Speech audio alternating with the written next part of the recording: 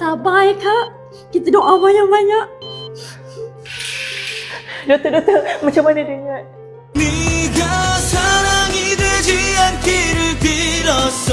Doktor, macam mana dengan cinta kita? Cinta kita? Apa maksud awak? Bukan. Maksud saya macam mana dengan keadaan adik saya? Oh, keadaan adik awak? Dia stabil.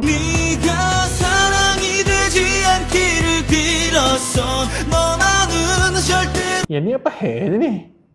Kakak Roma ni? Sorry. Saya nak tanya macam mana keadaan adik saya kan? Adik awak? Yang ini? Confirm ni adik awak? Awak cam tak dia? Doktor, macam mana adik saya boleh kurus ni doktor?